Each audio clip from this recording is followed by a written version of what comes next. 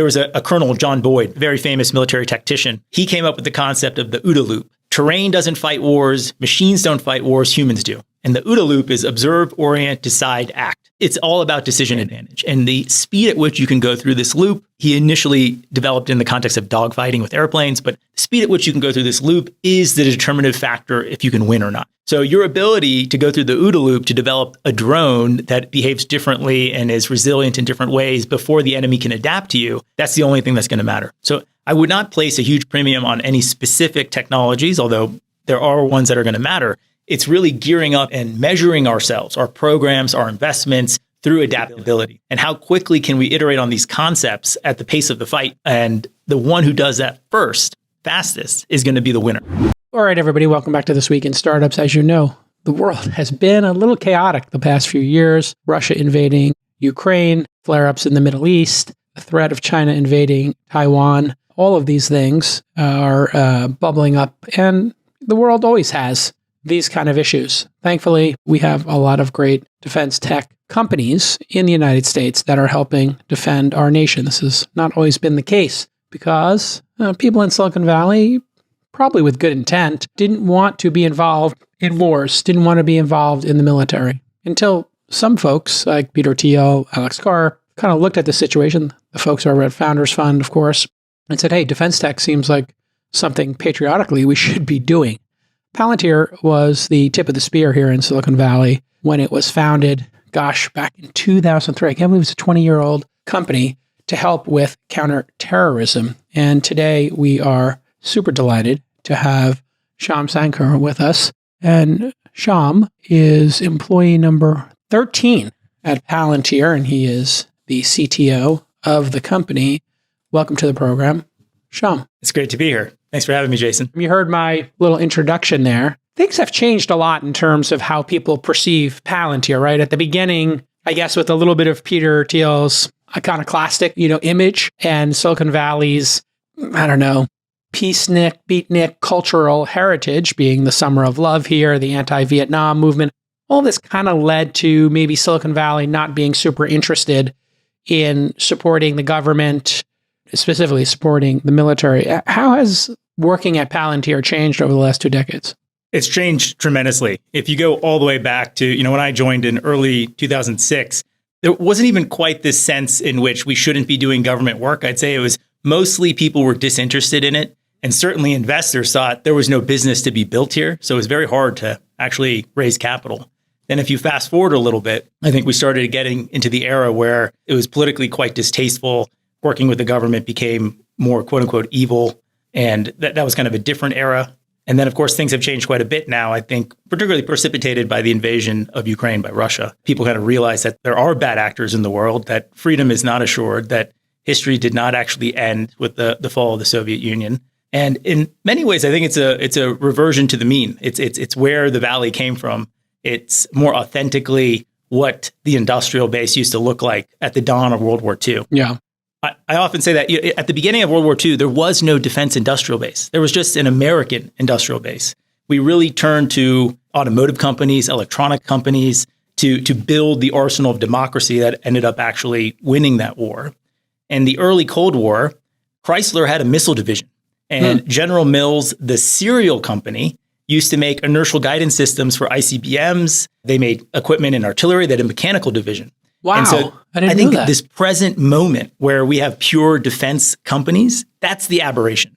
The much more normal thing is you have an industrial base that makes things, some of which provide for national security and some of which provide for American prosperity. So let's talk about, I think, the first era of Palantir, and we'll get into the second and third eras of, broadly speaking here. Yeah. But it was formed after 9/11 when terrorism was considered very asymmetrical type of new war we have to deal with. Of course, it was very similar to guerrilla warfare, and terrorism's always existed. So I'm not sure exactly that was any revelation, but we'd never been hit on American soil, at least the mainland, and obviously Hawaii got hit in Pearl Harbor.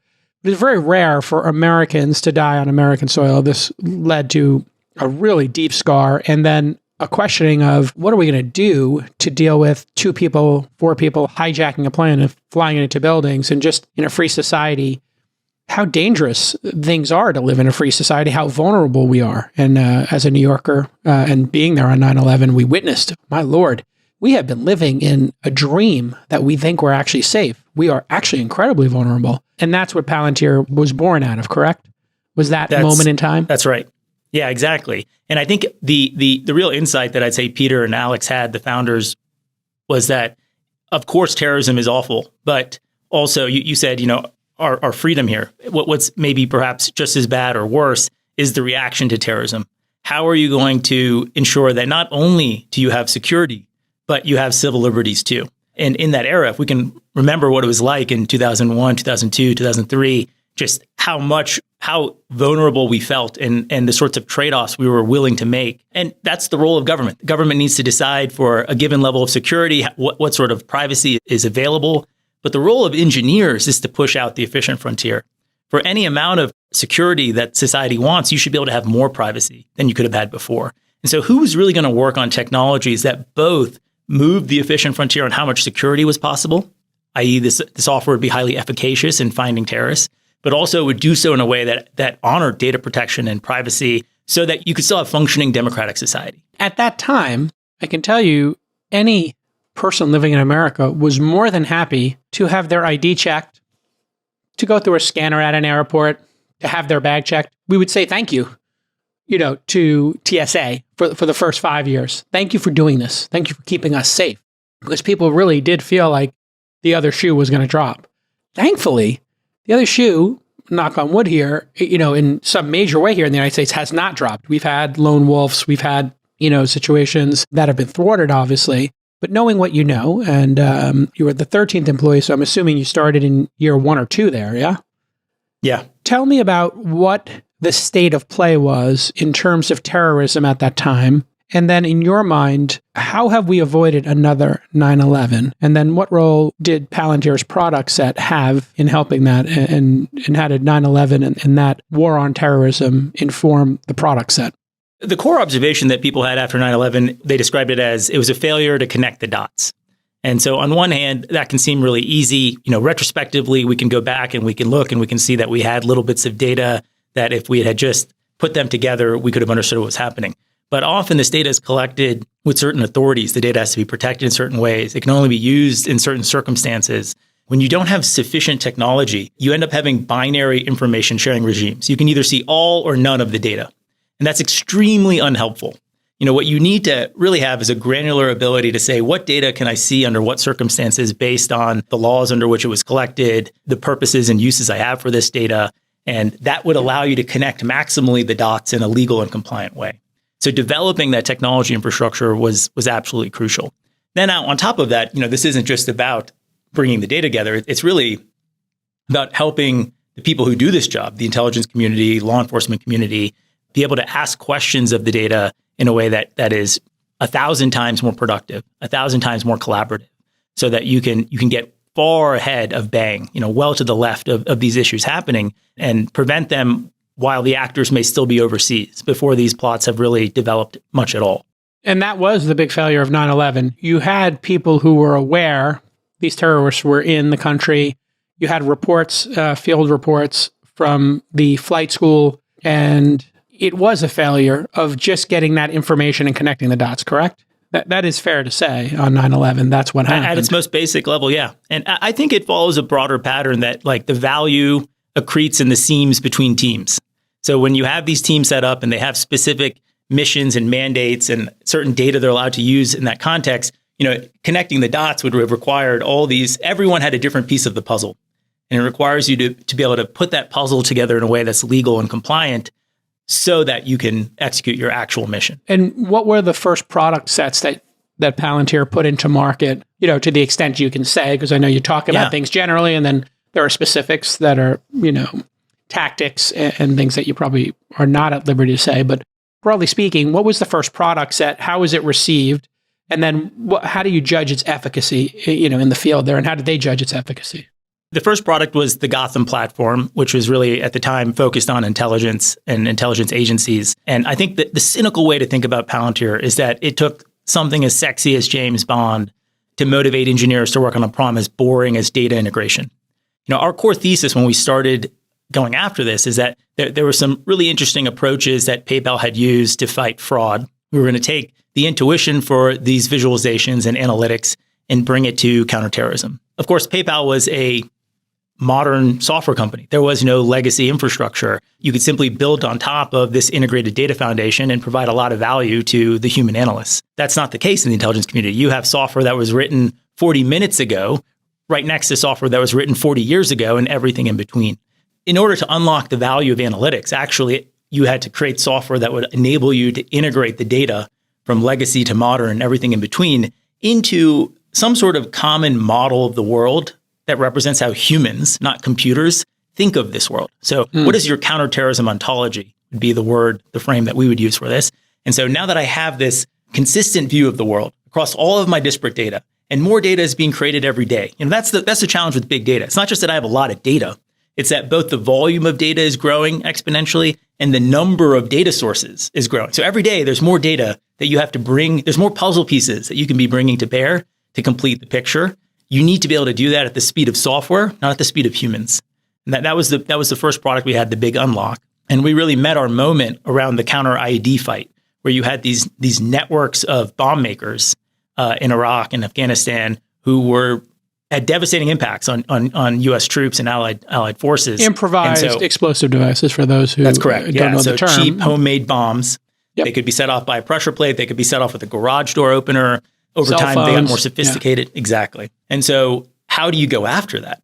And really what you have to attack the network, right? It's not about, yes, you want to deactivate the bomb, but you want to get well left of that and figure out who are the bomb makers, what are the expertise, what is their supply chain, how are those humans communicating and moving around? Basically competitive intelligence in some ways, if you think about it from a business information, IT perspective, there's some amount of data out there.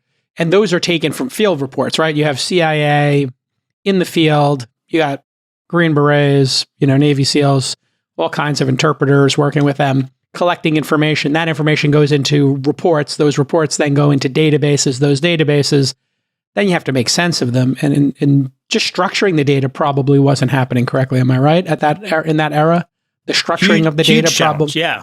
I mean, that was one of the big lessons initially. We had really built the first version of the product. We had built for structured data because, of course, everything at PayPal was structured, again, to the point of the modern software. And as we started going around to early U.S. government customers, we would show them this. They said, this sounds great for structured data. I don't have any structured data, but that group over there, I think they do. Yeah. And eventually, we made a whole circle around the building and we realized nobody has structured data. Oh, my gosh. And really, you have to reimagine the underpinning of this presuppose that you're starting with human intelligence. This is essentially like book reports, human reports. Yeah. Plus, on top of that, you want to layer in more structured data. We would call this all source. So yes, I have human reporting, human intelligence, but I also have electronic intelligence. I have signals intelligence. I have other things I need to layer onto this to create these are more of the puzzle pieces that really matter. So how do I create one platform that allows me to look at all sides of this elephant? And so that was the Palantir Gotham platform. And that's still in production now. And you sell to many different governments, is my understanding? Yeah. Most of Western European intelligence services use our software. Of course, the U.S. intelligence community. Gotham has continued to evolve quite a bit. I'd say starting with the Battle of Mosul in 2016 is really where Gotham went from being an intelligence platform to an operations platform. So moving from just thinking about how do I organize and understand what's happening with the network to how do I manage myself, the blue forces, the good guys, where are we? How do we do battle management? How do we do mission planning? How do we do the after action reviews? How do I do command and control from the software as well? And what we kind of realized is that having unique and deep knowledge of intelligence, that intelligence preparation of the battle space, gives you a unique ability then to succeed in your mission. So an example of that might be the intelligence operation brings in the location of the bad guys and the people supporting bad guys and maybe even their supply chain. Now you got that data. Well, now you need to make a plan. You decide, you know what? Time to take out the supply chain. We're going to do some operations to get rid of supply chain. Well, since you already have that data, are you saying now when you're making a tactical plan, a map, they're going to use Gotham to do that plan? And then it keeps going. So, I did this plan. It had this effect. What else have I learned? As I did this operation, I observed new things that give me new intelligence that's happening that I can feed forward into additional operations. a huge number of you can think about, I think a general once said something about Afghanistan. It wasn't a 20-year-long war. It was 21-year-long wars because we would rotate people in and out. So what is our institutional knowledge, right? So there, so many times we would just save lives simply by enabling people to understand where are all the historical attacks that ever happened? Where have the IEDs gone off? Where are all the times we've tried to land a helicopter in this HLZ, this helicopter landing zone before, and have we taken fire or not? And so how do you leverage the kind of collective knowledge of the enterprise to do more precise, safer operations, reduce risk to life, and improve the outcomes of the missions? What's interesting is the Gotham platform, if deployed somewhere like Afghanistan over 20 years, that knowledge base of, all the intelligence, all the tactics going on, that's great for a postmortem on, hey, what year should we have left? When did things go south? When did things stop having efficacy? Has that kind of thoughtfulness been brought to bear with, recapping a 20-year engagement? I think maybe if you come one level down from that, what you're talking about there is I'm going to help the commanders have intuitions to ask big strategic questions of the battle space. And that is absolutely true. And I often think that the most valuable role software can play in defense tech is it is a weapon system for the commander's mind. General Mattis said the most important 6 inches on the battle space are the 6 inches between your ears. And so how do we lever up the amazing commanders that we have and give them an ability to see further into what is true and use that to plan backwards? And so how do I tell if the strategies I'm employing are working or not? And what's different here versus there? Where is it working? Why is it working? And use that to help them with the feel of what's actually going on and how they're going to change their tactics. I assume you're only as good as the data you're able to collect. Maybe you could talk a little bit about how the fidelity of the data and the amount of data being collected has changed. 20 years ago, the iPhone didn't exist. Data on phones was very limited. Even the metadata, very limited. Satellite imagery, infrequently updated. And now, between drones and between, what's transferred over data networks is much larger, and then putting all those things together. So maybe you can compare and contrast your, on a battlefield like Ukraine, versus early days of Afghanistan. How is the data different, and what kind of data do you now have access to, and how does that change? There's probably two dimensions that are pretty interesting there. The first is that you're drowning in data. I mean, the number of things out there that are actually sensors, that are actually giving you something is enormous. And then the rate limiter becomes, how do I fuse those sensors together to make sense of what's happening? That sense making is the bottleneck over the ability to collect, right? So you have tons of data. The other dimension that I think is pretty interesting is how exquisite has the collection had to be over time. You could say, starting with Corona back in the 50s, when we put up the first sort of overhead satellites that could take pictures of the Earth, that capability, we would say, is very exquisite and in the hands of a handful of countries in the world. Now there's all sorts of commercial Earth observation that you could be tapping into. And the amount and access of information that even the Ukrainians have organically to themselves, where they don't have to go through other countries with exquisite collection, has changed tremendously.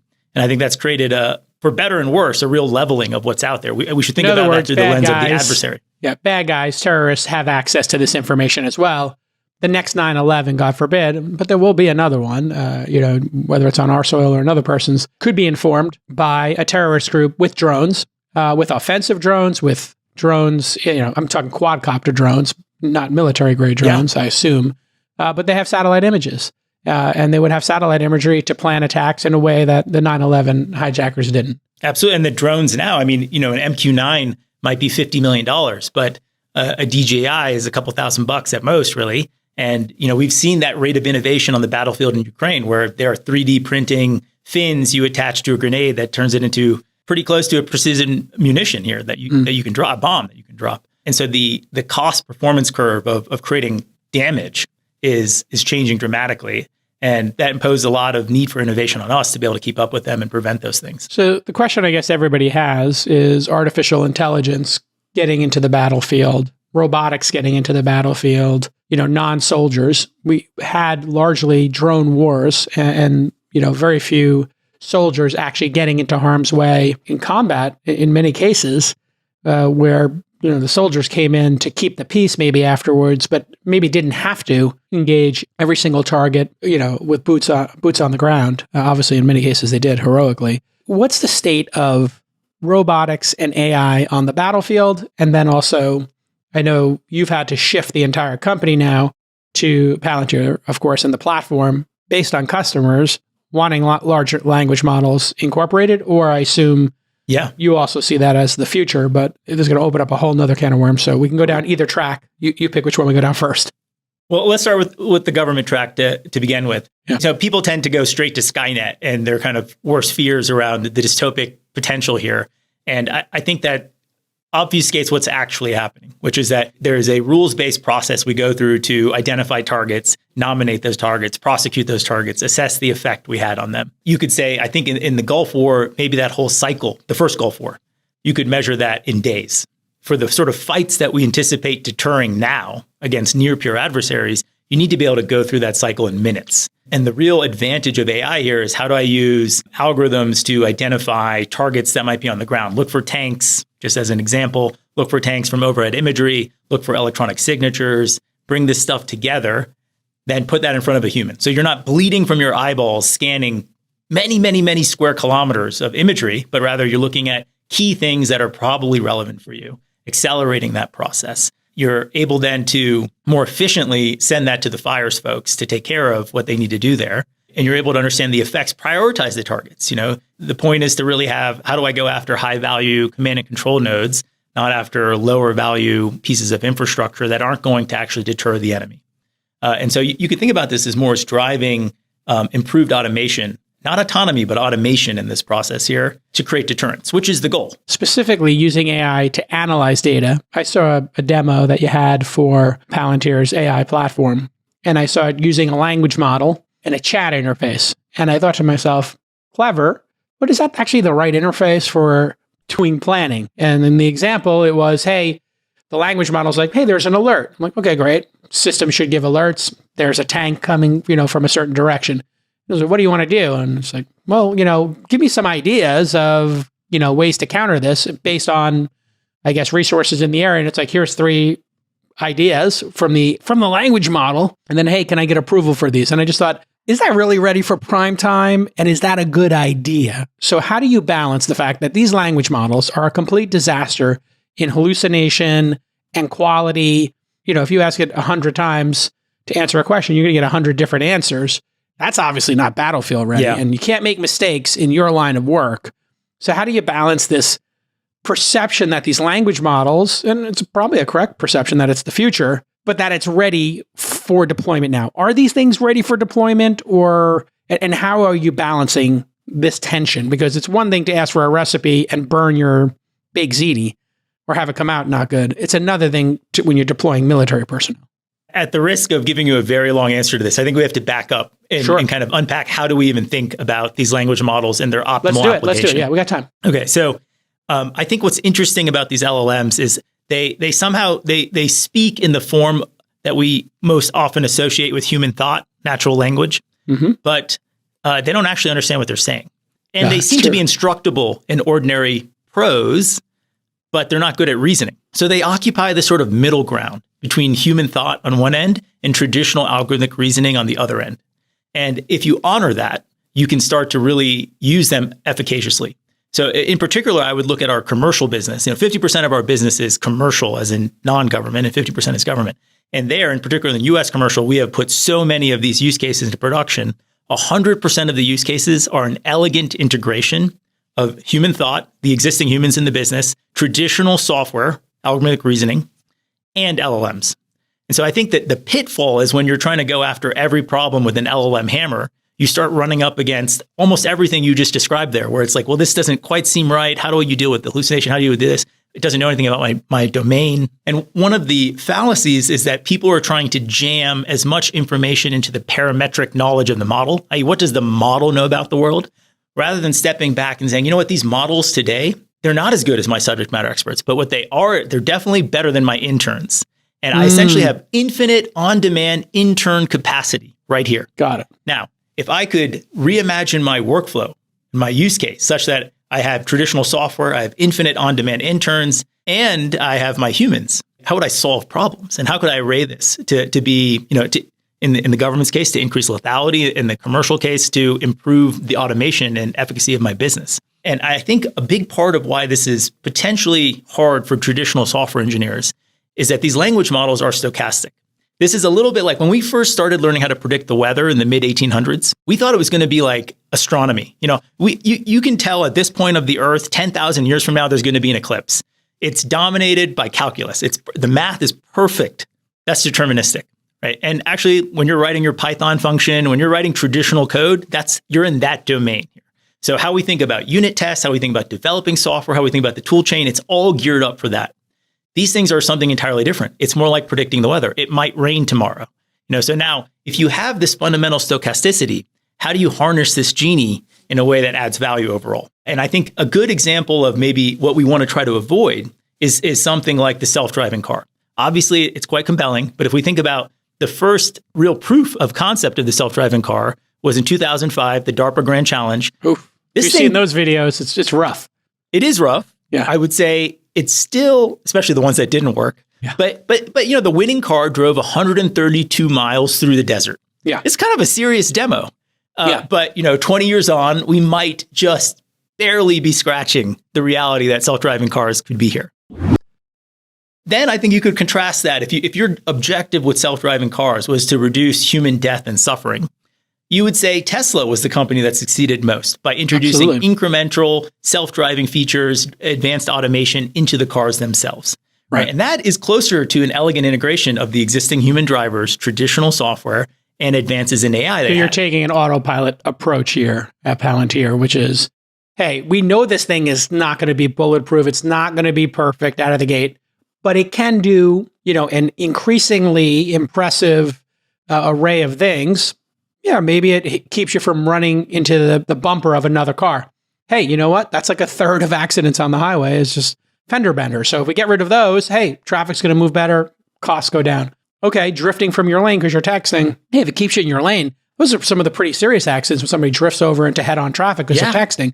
Now you've got real proof points. Of course, Tesla's been barbecued for this by the press and by haters and competitors and bad actors as they make each mile safer and the distance between, cars safer and safer and create these little mini bubbles where the Teslas don't run into each other as the other cars running into the Teslas. It's taken a while for people to kind of grok that. So are people grokking how you're framing this? And do they understand, hey, great for intern work if you want somebody to review, I don't know, some satellite imagery. Yeah, it's a good way to look for anomalies in satellite imagery. But if you're looking to get Osama bin Laden at this location, send your best people.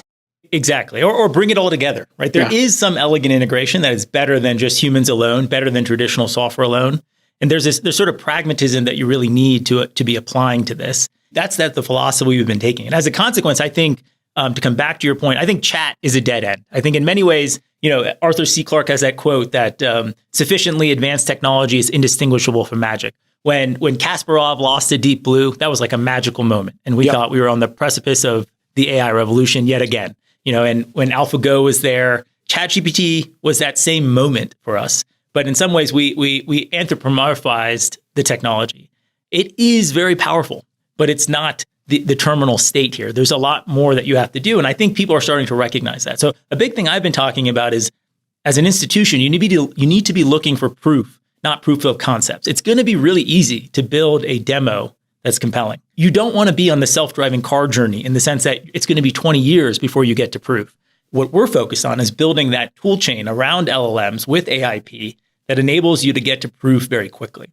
What are some of the early wins? Have you had any early wins in the field yet, or are you just starting to deploy it? No, we huge early wins. So with one automotive OEM, if you look at their warranty claims management process, right? So if your car is under warranty, you go to the dealer, they repair whatever's broken, they send in a claim to the OEM. The OEM's analyzing that because they're paying for that. So they want to figure out, do I have a bad supplier? Does the part not work when the humidity is like this? Or what's going on? How do I root cause this? How do I fix the parts for the next set of cars I'm making? Or do I need to do a recall? Right. So if you think about that process, there's really two steps to it. One is analyzing the claim, which has like a big unstructured field from the dealer writing what went wrong. And then the kind of statistical analysis of understanding the root cause of what actually happened in this part. this root cause analysis is very much a subject matter expert thing. You need to understand a lot about the parts. It's specialized. The same person doing the root cause and the steering system is not doing it for the air conditioning system, et cetera. But the categorization of the claims is something that used to take a human half their day to do. And LLMs are actually fantastic at doing this. It's within the parametric knowledge of the model. As a task. When I look at this and I talk to startups, because what you're talking about that you're doing at Palantir, which is a very large company with a couple $1 billion in revenue and some of the greatest customers in the world, not just three-letter agencies, and governments, you've got, 3Ms and private companies using the products as well. I almost look at it as like, what dollar per hour employee is this? And has it hit yet?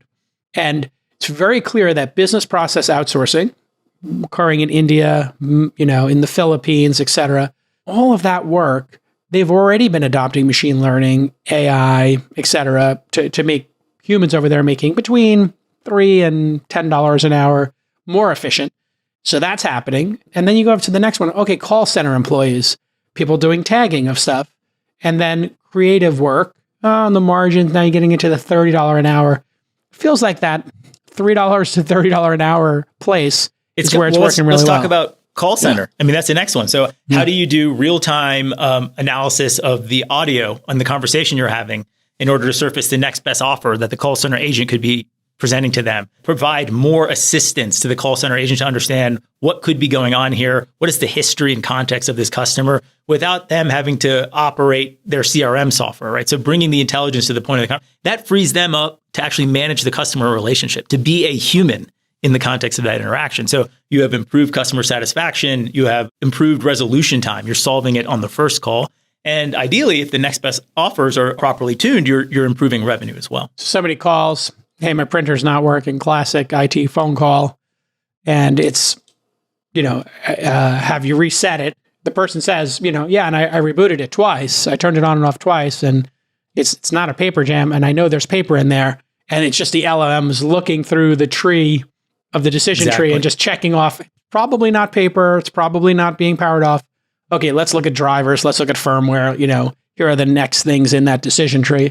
And that person could probably field 3 times as many calls. So the bionic nature of humans. Let's go to high-end manufacturing here. So Panasonic Energy North America, they make the batteries in the Teslas at the Gigafactory. They're co-located there. So it's a pretty exquisite manufacturing process. With them, we built a bot that would augment their level 1 analysts to have the knowledge and skills of the level 4 technicians. And so they're production constrained, right? Every battery they can produce, Tesla can sell.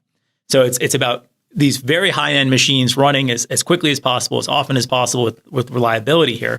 And the powerful insight is that you have pictures, you have PDF files, you have all this structured documentation of these machines. But even more than that, you have the reasoning of your human experts, which is often in Slack rooms. It's in the audio of the video conference calls when they're troubleshooting things. How do you take this data, which is actually the most important data in the enterprise that we've historically treated as ephemeral, the audio of a conversation? But that's where the most up-to-date present knowledge of reality is. That PDF document, that's probably 3 years out of date. It doesn't reflect reality. It's some thin copy of that, some shallow copy. So being able to wield these sources that historically were beyond the reach of traditional IT systems has been able to up-level employees massively. And so I think, we're not that far away from it having a big impact on the productivity of even high-skilled labor. This is where things can get truly interesting, whether it's the battlefield or the factory floor. And you start thinking about augmented reality, Apple Vision Pro, and if you're wearing these goggles, or I think the Green Berets, the Navy SEALs, they all have cameras that are live feeding into a live center. I don't know what the rank and file. I'm assuming they have cameras on them. I doubt they're sending video feeds back in real time, but that is obviously the potential. And you could be having an analysis done in real time of soldiers talking to sources. And you might have 4 conversations going on, and the tone of voice and the ability to know this person's anxious, things, the Mossad and KGB do through their decades of training. They can read tells and stuff like that. Man, the software could start reading tells of informants in the field in real time and be like, you know what? Turns out like 8 of the 50 informants we talked to today seemed a little jittery, more jittery than they normally are because we have their baselines. Maybe there's something going on here. One of the things we were talking about earlier is how we're just drowning in this information. Yeah. So triage becomes hugely important. There's so many cases now where you actually had the information, but you hadn't been able to process it yet. You don't want that to be the case. With LLMs, even vision language models, where you're combining multimodality, you can be looking at and tipping and queuing the things that are relevant for a human to get on top of, because they might be more pertinent, more relevant to what's happening today. So I think it's going to naturally be part of every part of the software tool chain here in terms of sense making. What do you think of this sort of AR in the field and this real-time interpretation of video and audio? Is that happening yet in the battlefield? We're working on that. I think the real value. So, one of the things that's very different about the future fight from the past fight is that we had such technical superiority. We could transmit as much RF as we wanted. What was the adversary going to do, right? But that, we had big operation centers. We had big infrastructure. We could protect those things. In a fight with Iran, as we see already, our bases are getting attacked. With China, that's not going to be possible. If you look at the battlefield in Ukraine, it is blinded with electromagnetic warfare. And so controlling the signatures you put out are going to be critical. So you're not going to have a big center. Can you explain that in more basic terms for the audience of what this electronic magnetic field, is that what it is? Electronic magnetic field. Let's just say you have your phone. Yeah. Your phone is communicating to a base station by sending RF, radio frequency, right? So it is transmitting something. And that means with the right sort of sensors, people can see you. They can't see you maybe visually, but they can see your RF signature. Now, that means essentially communications are going to be very difficult. Anytime you're communicating, you're giving away your location. And so you're going to have to think about how you're going to control your emissions, the RF emissions, in order to conceal your location. It means there's going to be a premium on moving. If you can't move, you're going to be dead. That's where I think AR and VR are going to be disproportionately impactful initially, which is like we're not going to have big operation center where everyone's get together. You're going to put on the headset in the back of a Humvee or a Bradley, and you're going to be collaboratively planning as you're literally moving with the visualization of the battle space, the operation you're going on. You're going to be reacting to what the sensors are showing you. There, I assume mobile phones banned in the field, but in a theater like, Russia sending, convicts out of jail, they may not be the most disciplined. They may grab a cell phone and think they can call back to their, spouses or loved ones and do, ill-advised stuff like that. Is that actually happening in the field where people are sneaking devices onto the field, or they have them and they're getting unalived because of it? To use the technical term. Yeah, I think you're onto something there. I'll leave it at that. Yeah, I mean, it's so crazy to think about that. You go to a Chappelle show. They give you a Faraday bag, essentially. It's not a Faraday bag, right? It doesn't block the RF. But this is the state of play now, is that people can find you based on those signals. And that's bizarre. And so this happens in a number of ways. So of course, now we just talked about, look, I might be broadcasting something that gives myself away. But then you want to do things that deny other aspects of capability, right? You want to jam GPS. So can I just flood the spectrum in this area so that I'm overpowering the signals you're getting from space? You don't know where you are. You can't navigate anymore. Wow. Your precision munitions aren't going to work anymore. So now you need alternative position, navigation, and timing technologies to deal with this jamming of the RF spectrum. If they're jamming, they're also jamming comms. There's lots of ways in which our superiority is based on our ability to communicate, to use these exquisite systems. We have to plan for a world where that doesn't exist. You look at the war in Ukraine, a big part of what people are planning around is like, well, what are the openings I have that aren't jammed? Or where can I go? How can I maneuver in ways where I have the least electromagnetic interference to improve mission survivability? Isn't that incredible? Connectivity has now become not just like incredibly infuriating for teenagers in cars on journeys or getting on a plane that the Wi-Fi is janky or they don't have Wi-Fi. It's incredibly infuriating. But tactically in the field, we went from soldiers using maps and compasses and being able to fight those kind of fights to now, are they still capable of it? I'm assuming they're trained in it, but maybe they're just not used to it or as good at it as they once were. Well, a lot of these technologies allowed us to reduce risk to life. It's like you think about how just absolutely bloody World War II was. You think about the Korean War. What was the era like before precision munitions? And many of these lessons were learned by our adversaries by looking at how swiftly we won the first Gulf War. Precision munitions. That was the first time we used GPS. In fact, the government didn't even have enough GPS, so they had to buy commercial receivers. And they had two basically bands. One was high resolution military precision, and one was they intentionally made it a little fuzzier and less accurate for commercial. They had to flip that switch and make it all the same in that context, which is the first time that the everyday consumer realized how good GPS could actually be. From that point forward, they had to kind of make that available to everyone. Our adversaries saw that. They saw how we used space. They saw how precise and how quickly all of this went and said, we need to deny this capability to the US or we're going to lose. Let's talk about what we think the next frontier will be. What will we be talking about in 10 years when we're talking about the theater, God forbid, in Taiwan or Iran? Who knows? Iran invading Israel, the United States invading Iran. I mean, anything could happen. I know there's a lot of people who are believe Putin is an angel and he's just taking his just little thin slice of Ukraine. I don't know where you stand on these debates. If you're a Putin group, not on that end of the spectrum. You're not a groupie of Putin, knowing what you know. No, you're not part of the GOP, no. The groupies of Putin. I heard that term the other day. Oh, that was pretty funny. That's pretty funny. It is weird what's happened here with. So let me put aside where we're going to be in 10 years, but just as a diversion here, knowing what you know. How should we look at Putin as an adversary? Very seriously. I have so many thoughts in this dimension here. I think he's not just misunderstood and, NATO and went a little too far and encroaching. You think he's a very serious threat to Western democracies? I think we could have lots of historical analysis of, not 1 inch and how is our policy played out. I think that there are fair debates to be had there. Okay.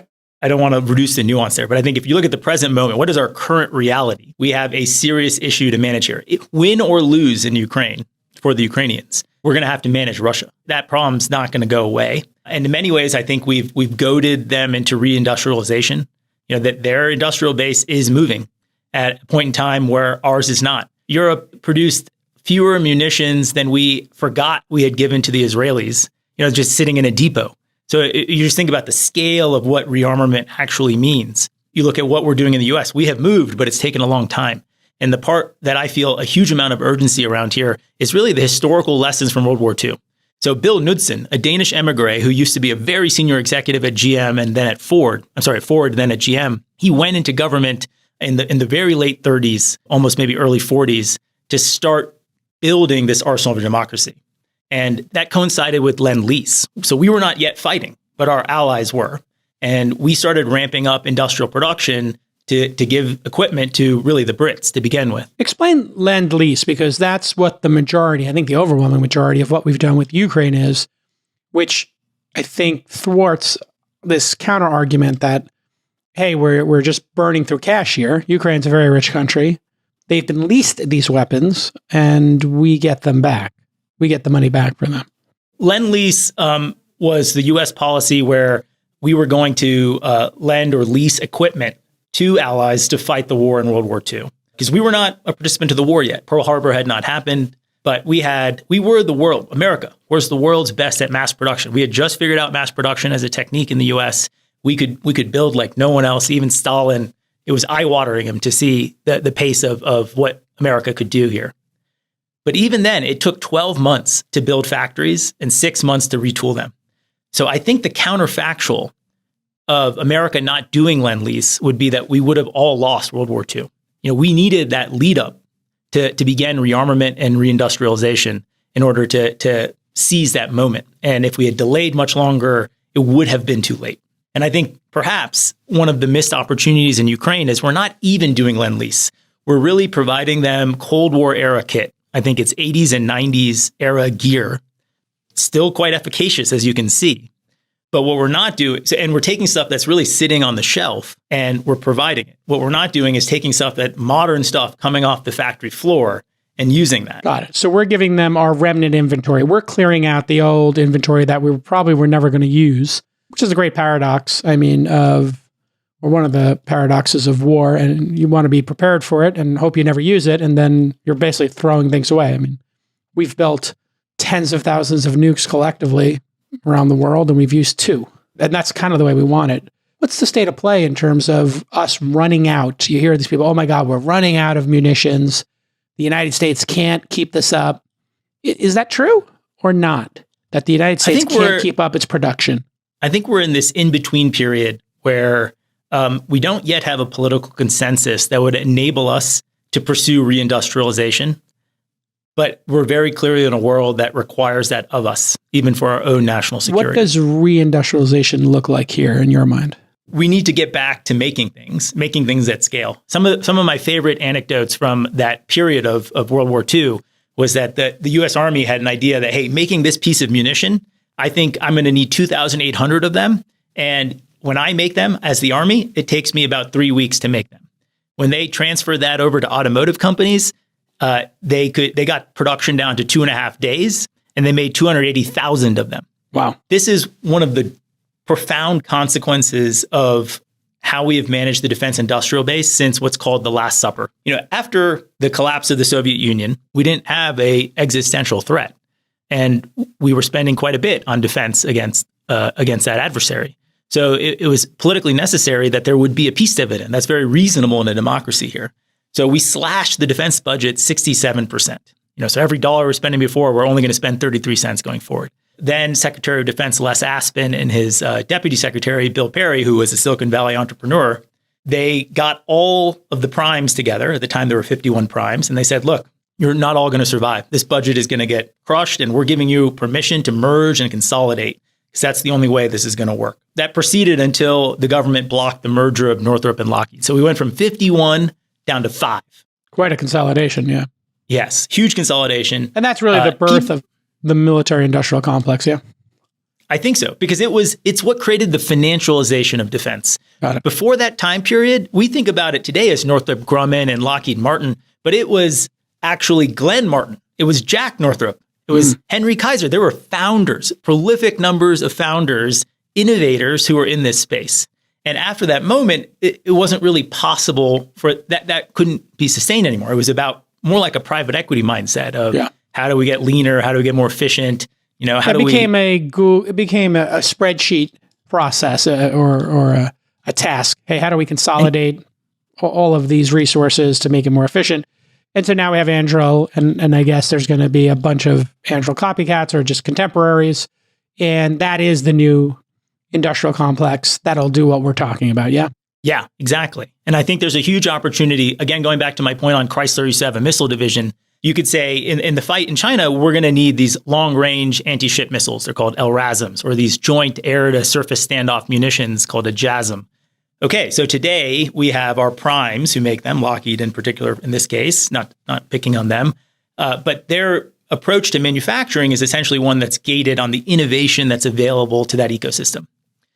Let's contrast that to Tesla. The Model Y manufacturing process was already eye-watering, but because it could not deliver the scale, speed, cost, performance they need for the next-gen vehicle, they did another 10x improvement on top of that. Yep. We have seen this history before. If you look at Intel, in the 60s, 96% of all integrated circuits were sold to the DoD and NASA.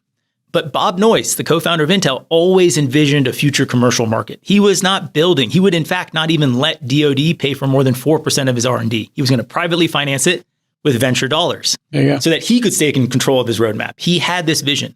Because he executed on that vision, he far exceeded the price performance that even DoD could imagine, which led to both a huge amount of American prosperity, but I think relevant to this part, uses in national security that we could not have contemplated.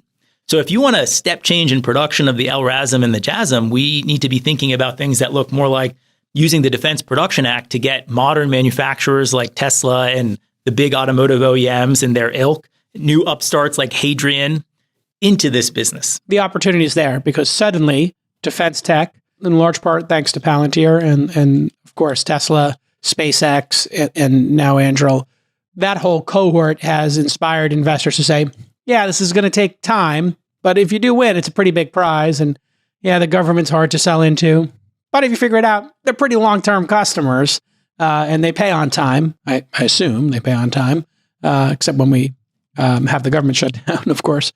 So let's go to 10 years from now.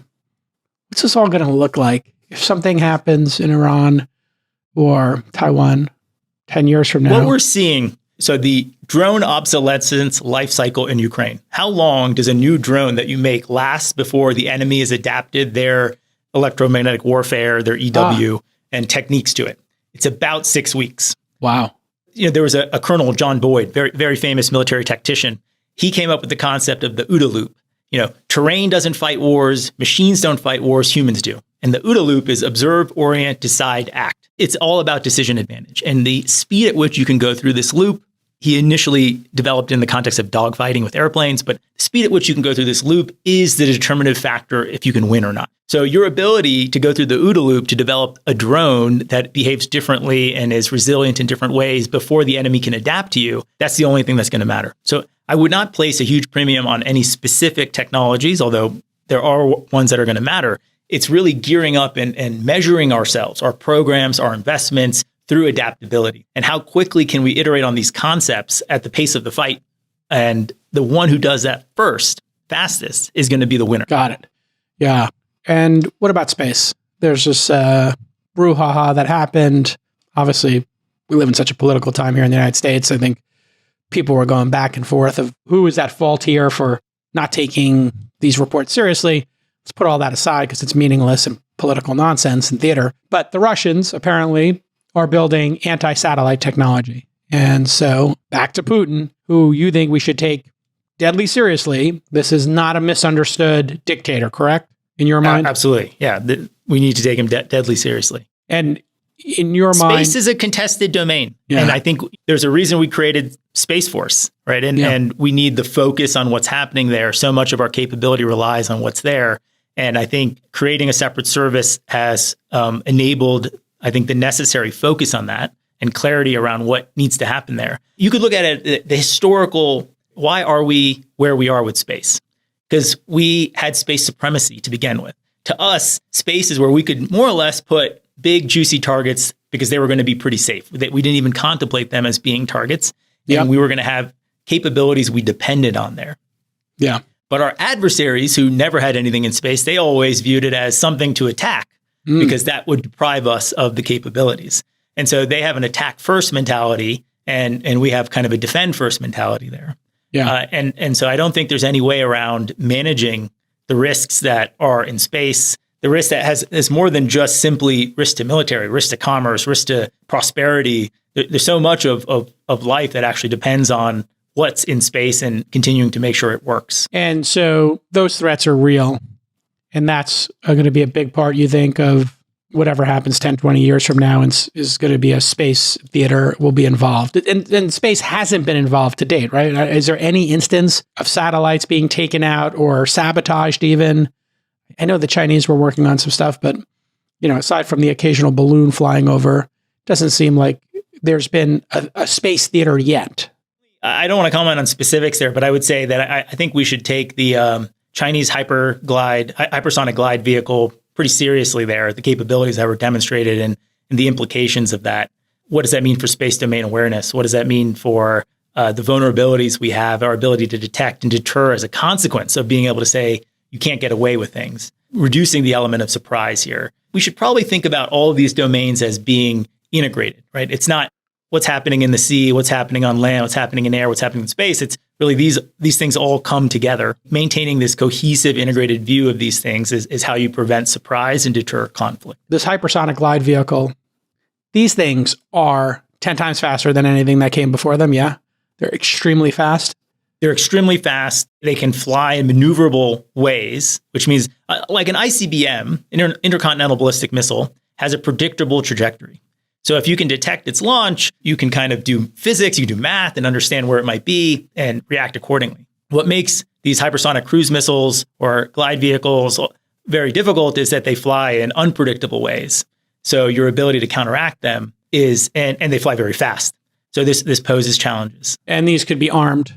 And so the idea of it taking an hour or two for an ICBM to get to the United States could be 10 minutes or something, 20 minutes. I don't know what the concept here is. And these hypersonics also can run very close to the Earth too, correct? And that means it's much harder to see them. You think about the horizon of the Earth, the curvature of the Earth. When will your radar be able to see them? The lower they fly, even then, so not only are they moving fast, but by the time you see them, they're going to be much closer to you.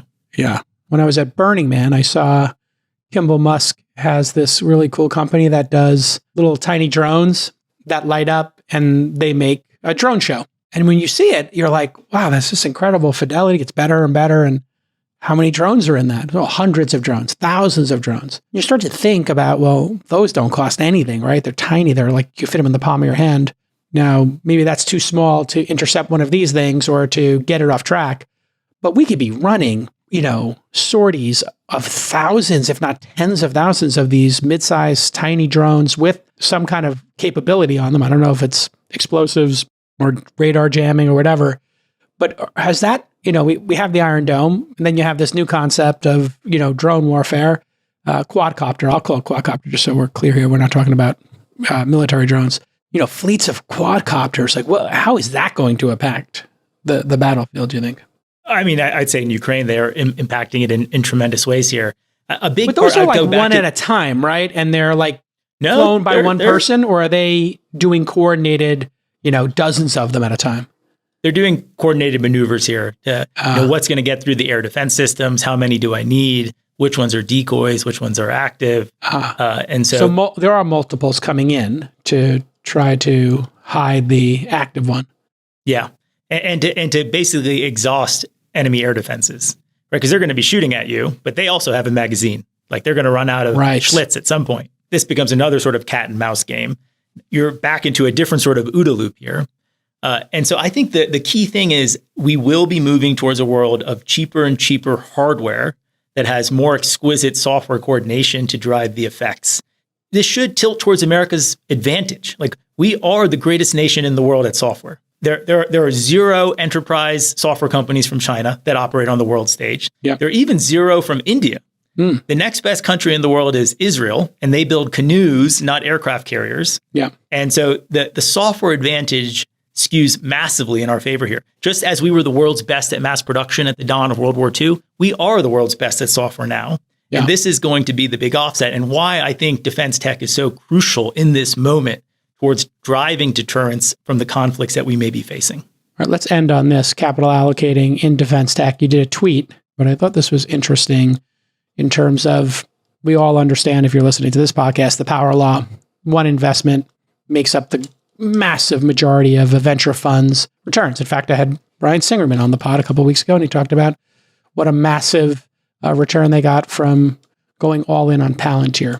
So let's, maybe you could read the tweet for us and what you're thinking here. Yeah. So 5% of the capital invested generates 65% of the return in a venture portfolio. 20% of the capital generates 90% of the return, and half of all investments lose money. And that's because VC is a power law business. Right. And so what I think defense tech really needs, and what the government, because it's a monopsony, right? There's one buyer. That's what a monopsony is. The opposite of a monopoly, where there's there's one seller in a monopoly. There's one buyer here. And so as a monopsonist, you get the market you create. You get the behaviors you incent. And so what we really need as America is an ecosystem where we have a few huge winners here that helps the LPs generate a return, that helps the funds raise future funds, that keeps the $100 billion of venture that has been invested in defense tech since 2001, keeps that flowing to generate this software advantage that I was just talking about here. I think this is not a concept that's well understood, maybe generally, but definitely not well understood in DC, where the kind of intuitive response is to try to peanut butter spread the capital they do have around.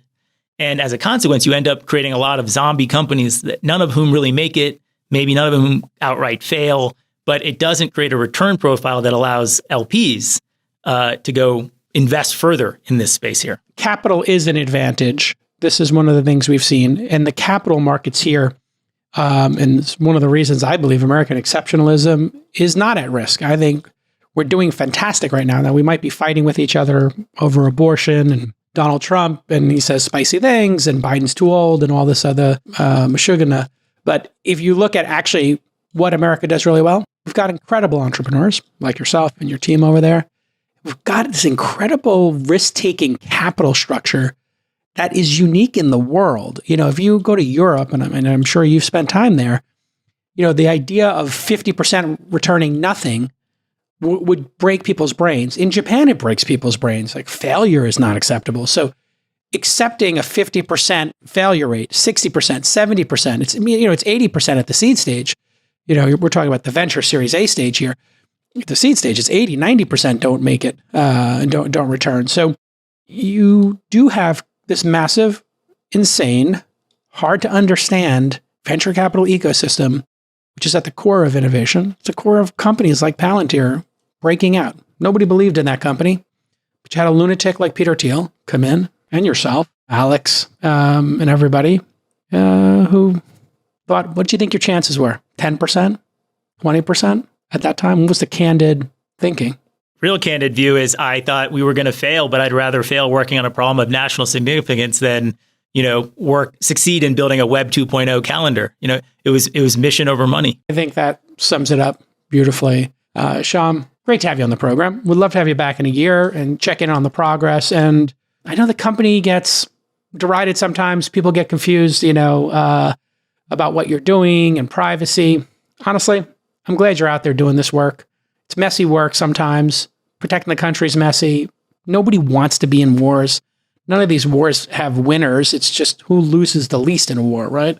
And maybe how does democracy bend slowly over time to keep more of humanity free than under dictators and communists? The fact is, if you look at all the statistics, everything in the world is going really well. There's one thing that's stuck in the mud. You read Steven Pinker or any of that stuff? Yeah, and he does all those charts. There's only one that's troubling. And the most troubling one is that the number of people living in a democracy has decreased in our lifetime, where it's going down. Not because there's more dictatorships popping up or communists popping up. It's those countries had a higher growth rate than the free countries. We're at a stalemate here. And I think companies like yours are going to help us bend towards democracy winning. It's a coin toss right now. Let's be honest. We have to work for it. I think a better historical narrative is not that the West won over the Soviet Union, but the Soviet Union lost. And it requires effort to protect and promote freedom and prosperity. It doesn't come free. It's going to be a cost. And so keep that in mind, everybody, when you're thinking about these conflicts going around in the world. Thanks to the team over there for all the hard work you do, keeping the world safe. Appreciate it. And we'll see you all next time on This Week in Startups. Bye-bye, everybody.